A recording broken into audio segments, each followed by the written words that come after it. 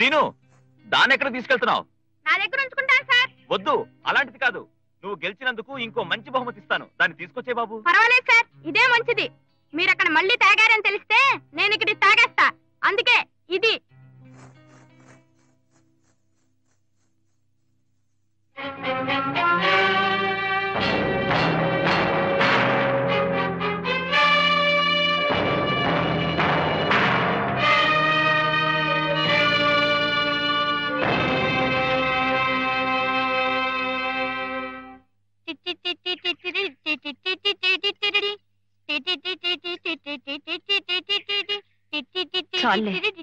పెద్ద గొప్ప.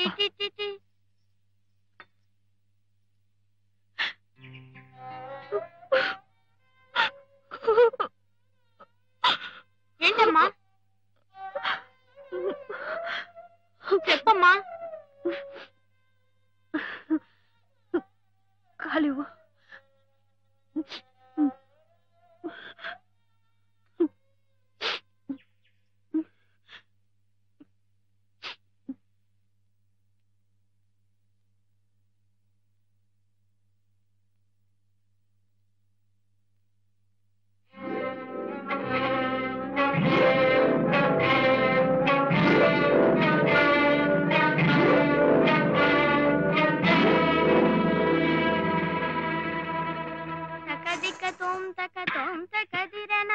కనకమణిమయను పురచరణ. ఏంటి సార్? అబే ఏం లేదు. తకదిక తోం తక తోం తకదిరణ తకదిక తోం తక.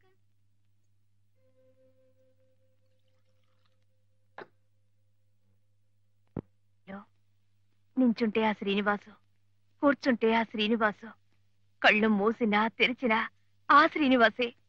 వాళ్ళు లేకుండా నేను బ్రతకలేనయ్యా. అవునమ్మా, కష్టమే. ఎంత డబ్బైనా సరే వాళ్ళని ఒప్పించి ఆ బాబుని మనం దత్తత చేసుకుందామయ్యా.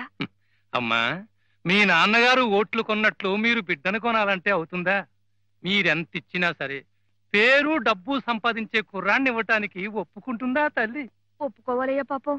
ఒప్పుకుంటుందమ్మా. అయితే మీరు కాస్త తెలివిగా నడుచుకోవాలంతే. నడకింకరమయ్యా, పరిగెత్తి పాలు తాగమన్నా తాగుతాను. ఏం చేయాలో చెప్పు. ముందర ఆ కుటుంబంతో స్నేహం కలిపి ఆ ఇంటికి వస్తూ పోతూ ఆ కుర్రాన్ని మచ్చికి చేసుకోవాలి. ఎంత ఇరుగు పొరుగు వారైనా వచ్చిపోతుంటేనే స్నేహం కలిసేది. రండమ్మా. బాబు, అమ్మగారు ఉన్నారా? కూర్చోండమ్మా. నీకోసమే వచ్చారు బాబు. ఇక నుంచి నీ ప్రోగ్రాంలు అవి ఈవిడే చూస్తారా? మీరింత శ్రమ తీసుకుంటున్నందుకు చాలా సంతోషం. అవ్వా వీరికి అలాంటివి శ్రమ కానే కాదు. అసలు కళాకారుల్లో ఉన్న కళను గుర్తించి అది పరానికి ఈహానికి కూడా ఎలా ఉపయోగపడుతుందో చూడటమే వీరి వృత్తి. నారాయణమూర్తి గారిని ఈ స్థితికి తీసుకురావటానికి కూడా పాంచాలి గారే కారణం. మన చిన్నబాబు వారి దగ్గర కొంతకాలం సంగీతం నేర్చుకుంటే మంచిది. ఏం రామదాసు? చాలా మంచి ఆలోచనమ్మా. చిన్నబాబు మూలంగానైనా మళ్ళీ ఆయన మనసు సంగీతం మీదకి మళ్ళుతుంది, ఆయన ఆరోగ్యము కుదుటపడుతుంది. ఏం పాంచాలమ్మ గారు? నిజమే, నేను చెబుతాలేండి. ఆయన తప్పకుండా ఒప్పుకుంటారు. ఆ బాబు భవిష్యత్తు మాత్రం నాకు వదిలిపెట్టండి. అవ్వా అందుకే కదా ఈ చిరంజీవిని తీసుకుని ఈ ఊరు వస్తా బాబు. రేపటి నుంచి పొద్దున్నే ఇంటికి వచ్చేసాయి. అలాగేనండి. ఏమిటి? చిన్నబాబు గారంటే ప్రాణం వదిలేస్తున్నారు. మరి మా అమ్మగారు కూడా వదిలేస్తున్నారే? ఒక్క ప్రాణం కాదు, పంచ ప్రాణాలు. బాబు శ్రీను, రండమ్మా. చూడన్నా, ఆవిడతో స్నేహం అంత మంచిది కాదు, తప్పు. ఆవిడ అవి ఇవి అని ఆశ పెడుతుంది. వాటన్నిటికీ మనం లొంగిపోకూడదు.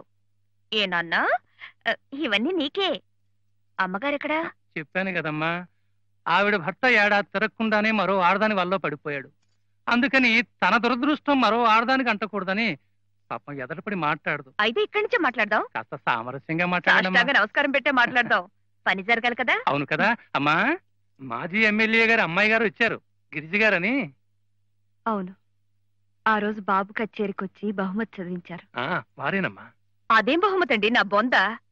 అసలు బాబుకి నిలువున బంగారపు తొడుగు వేయించాలి. ఏనన్నా? సిగ్గండి.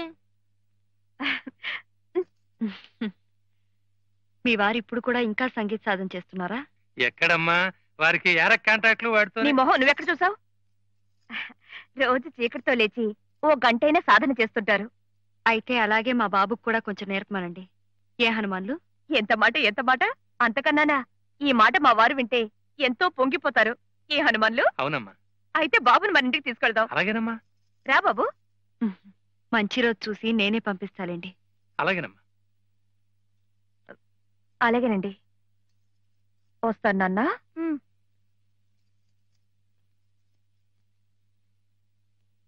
అమ్మా, పెద్ద బాబాయ్ దగ్గర కూడా ఎందుకు పంపిస్తున్నావు? వాళ్ళ ముగ్గురు అన్న తమ్ములు నీ ద్వారా సంగీతానికి దగ్గర కావాలి. తాతయ్య గారి ఆశయం ఏమిటో మళ్ళీ గుర్తుకు తెచ్చుకోవాలి. లేచి తొందరగా రెడీ అవ్వండి. శ్రీనివాస్ వస్తున్నాడు. వాడెందుకు పొద్దున్నే చందా కోసమా? సందాలు తీసుకుని బ్రతకాల్సిన కర్మ వాళ్ళకేం పట్టలేదు. మీ దగ్గర సంగీతం నేర్చుకోవడానికి వస్తున్నాడండి. నా దగ్గర ఏముంది బాబు నేర్చుకోవడానికి? అదేంటి సార్, మీ పక్కన కూర్చోటమే ఎంతో అదృష్టం.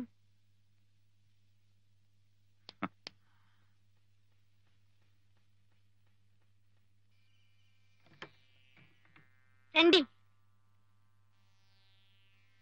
మీ పెద్దవాళ్ళు ఎవరు లేరా బాబు? మీ నాన్నగారు, మీ అమ్మగారు? మా అమ్మగారు ఉన్నారు, నాన్నగారు మాత్రం మా దగ్గర ఉండటం లేదు. ఓహో. కూర్చోండి.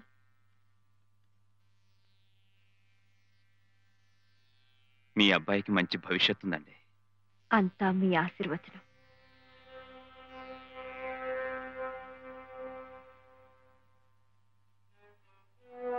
బాబు, ఆవిడేనా మీ అమ్మ? అవునండి, పిలవమంటారా?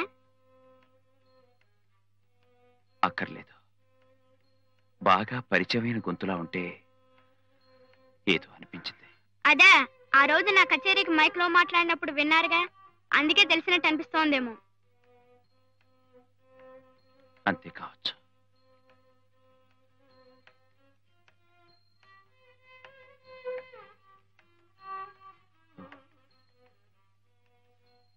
చూడండి, ఈ కుర్రాన్ని చెప్పు చేతుల్లో పెట్టుకుంటే ఉపయోగం ఉంటుందని వాళ్ళు వీళ్ళు ప్రయత్నం చేస్తారు. క్షమించాలి, మీరు చెప్పేది నాకు అర్థం కావడం లేదు. ఏం లేదు, ఇతని భవిష్యత్ అంతా వాళ్ళ చేతుల్లో పెట్టుకుని డబ్బెరబెట్టి ఈ 10 ఏళ్లకు అగ్రిమెంట్లు రాయిస్తారు, సంతకాలు పెట్టమంటారు. అలా పెట్టద్దంటారా? మీ అవసరాలు పరిస్థితులు నాకు తెలియవు. మీ అయిన వాళ్లతో బాగా ఆలోచించి నిర్ణయం తీసుకోవడం మంచిది. మాకైన వాళ్ళంటూ ఎవరూ లేరు. మీరే అయిన వాళ్ళనుకుని ఏం చేయమంటారో చెప్పండి.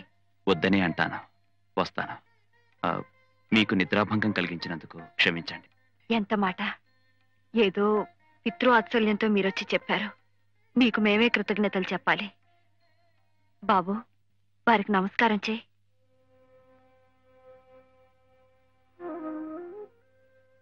దీర్ఘాయుష్మాన్ భవ.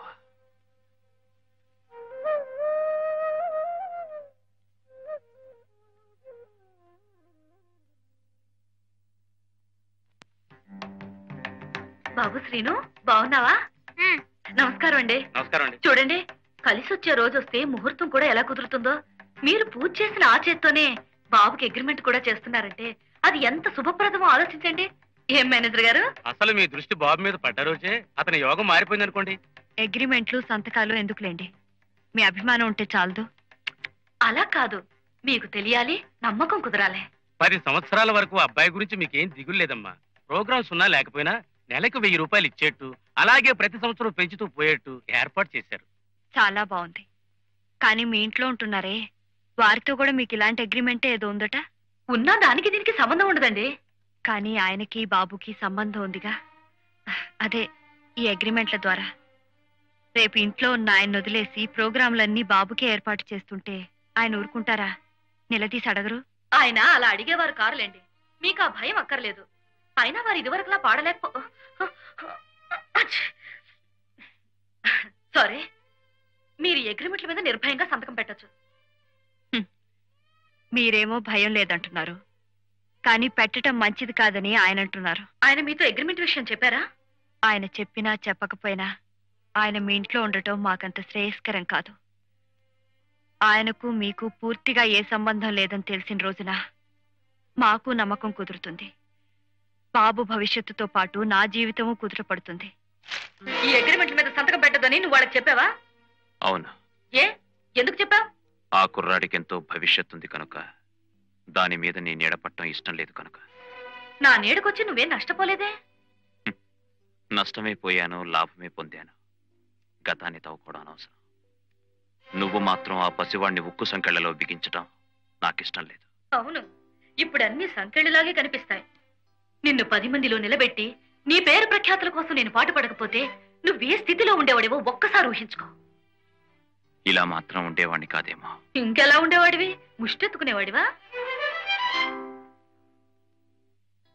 ఈ పడుపు కూడా తినడం కంటే సంగీతాన్ని నమ్ముకుని ముష్టెత్తుకు బ్రతికినా కాస్త మనశ్శాంతి ఉండేది. ఆహా, కేవలం సంగీతాన్ని చూసి ముష్టి వేయడానికి ఇవే త్యాగేగ రోజులు కావు. నీ సంగీతాన్ని బ్రతికించి తెలివిగా ప్రజలకు అందించింది నేను, అది మర్చిపోకు. పిచ్చి పిచ్చిగా మాట్లాడుకో. అజరామరమైన సంగీతాన్ని మనలాంటి తుచ్చులు బ్రతికించక్కర్లేదు. ఎవరు తుచ్చులో అర్థం అవుతోంది. ఎందుకు ఆ కుర్రాడి మీద అంత శ్రద్ధ చూపిస్తున్నావో ఇప్పుడు తెలుస్తోంది. నా మీద మోసు తీరింది కనుక పక్కదారులు తొక్కాలని చూస్తున్నావు. ఏ ఆశ్రాలైనా ఆమెను బుట్టలో వేసుకుని కురకాలని చూస్తున్నావు. నియమాలు తప్పినా నీతి ఇంకా మర్చిపోలేదు. ఇంకో మాట నావంటే చంపేస్తాను. జాగ్రత్త.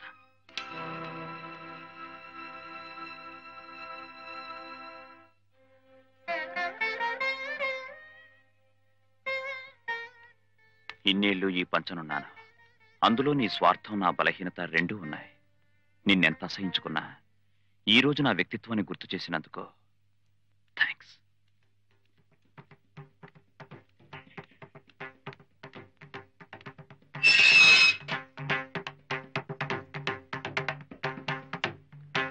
తిను, నువ్వు అర్జెంటుగా వెళ్ళి రామదాసుని తీసుకురా.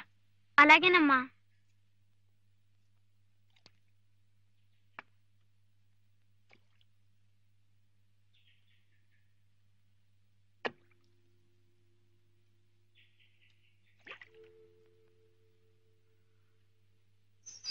అరుగు బాబు, అక్కడే ఉన్నారు.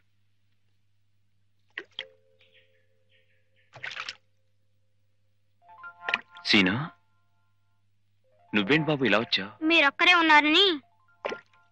అందుకు నువ్వేం చేస్తావు?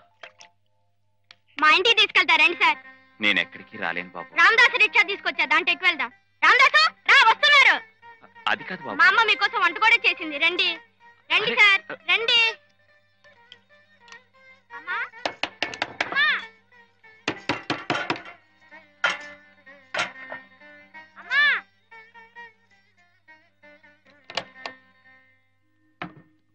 అమ్మా, కాళ్ళు కడుక్కోటానికి నీళ్లు ఇవ్వు బాబు. క్షమించండి, నేను ఇక్కడ ఉండటానికి రాలేదు. మీ ఆతిథ్యం ఎందుకు తీసుకోలేకపోతున్నానో బాబుకు చెప్పిన అర్థం కాదని నేనే వచ్చాను. మీ అనుమానం నాకు అర్థమైంది. దేవుడి గుళ్ళోకి వెళ్ళి తలుపేసుకున్నా ఆ దేవుడితోనే సంబంధం అంటగట్టే జనం. వాళ్ళకి జడవాల్సిన అవసరం లేదు.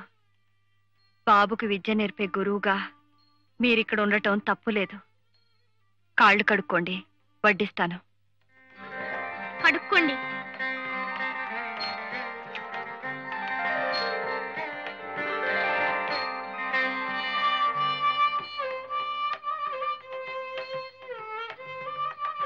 నువ్వు చాలా అదృష్టవంతుడివి బాబు. ఎందుకని సార్? నీ కడుపు చూసి అన్నం పెట్టి చల్లని అమ్ముంది. కడుపు నిండా చదువు చెప్పడానికి మీరు ఉన్నారు కదా సార్.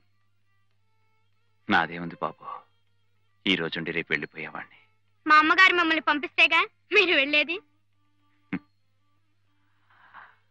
ఇలా శాసించే వాళ్ళుంటే నా జీవితం ఎప్పుడో బాగుపడేది.